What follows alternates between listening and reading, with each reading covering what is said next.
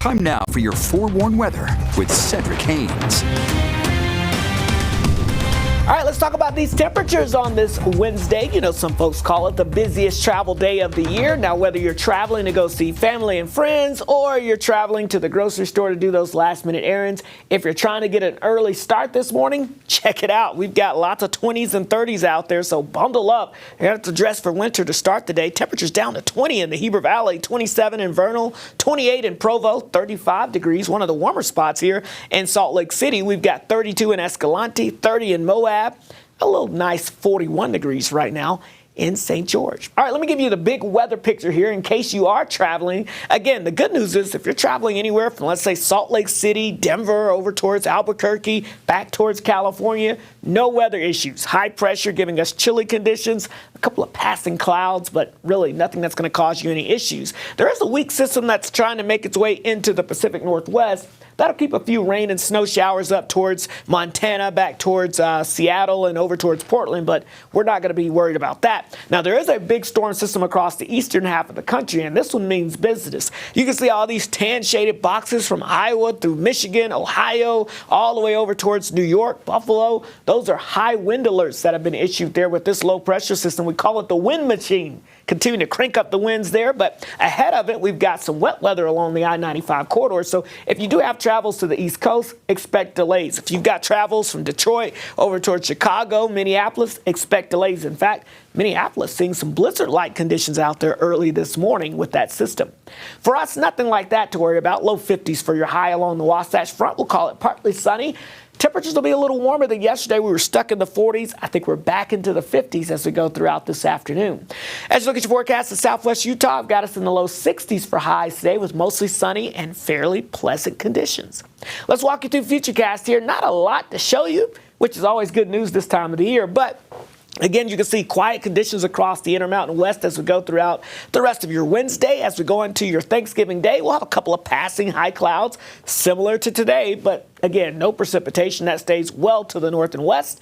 And then as we go into your Friday, we'll have some snow showers up towards Montana, trying to dip into Wyoming. But for us, again, we stay quiet locally. So as we plan your day-by-day forecast for the rest of the holiday week, not looking bad. Low 60s in St. George today, low 50s along the Wasatch Front. We'll be in the mid-60s for Thanksgiving Day down south, and we'll be in the mid to upper 50s. That's well above average here along the Wasatch Front, and we pretty much hold there through your Black Friday. So this high-pressure ridge, that's the main weather story here as we go into your Thanksgiving Day. No issues expected here locally. You're going to have to go well to the north or to the east to have weather problems.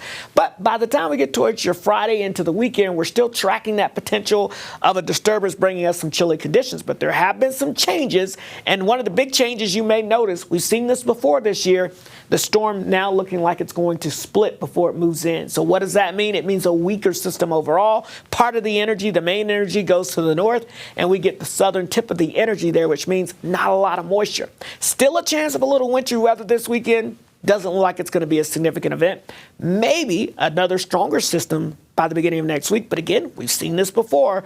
We're going to have to watch the trends. So breaking down your weekend wintry potential for folks traveling back, especially on Sunday. Again, we are expecting that front Friday night. The jet stream dips across the western half of the country in the weekend, bringing temperatures down about 10 to 15 degrees below average. And yes, we'll have some rain and snow chances, particularly on Sunday. But it looks like a pretty minor event right now with that storm system splitting. It's just not going to have the energy to create a lot of moisture, and it's going to be moving pretty fast. But we'll keep monitoring those trends for you just in case. St. George, low 60s for your Wednesday, mid 60s for your Thanksgiving Day. We stay in the 60s through Friday, but then we cool it down into the low 50s for the weekend with that chance of some rain showers on Sunday. Meanwhile, the Wasatch Front, low 50s for you today, upper 50s for Thanksgiving Day. And then notice this weekend we cool it down below average and a chance of a few snow showers, but not looking like a significant event for now as we get into your Sunday. All right, let's get a quick check on what the roadways are looking like out there for you this morning. Of course, they say the busiest travel day of the year, whether that's by plane, by car, or maybe you're just, taking a boat taxi somewhere across the Great Salt Lake. It's looking pretty good overall, though. As you can see, though, we're watching one little hiccup here. This is I-80 eastbound at milepost 100 in Tooele County. Watch out. There was an incident there that had this narrowed down to one lane. It's back to multiple lanes now, but it's still creating congestion there. So if you're traveling from Tooele County into Salt Lake County, expect at least some minor delays out there for you. Otherwise, as we look at the rest of the area, maybe hopping on I-15 and you're heading southbound. Ooh, look at that beautiful sunrise. That's nice. Don't let that distract you, though, from traveling. Keep your eyes on the road, but looking like traffic moving smoothly so far this morning. More on your traffic and weather coming up in just a few moments, but for now, let's get you back over to Alyssa.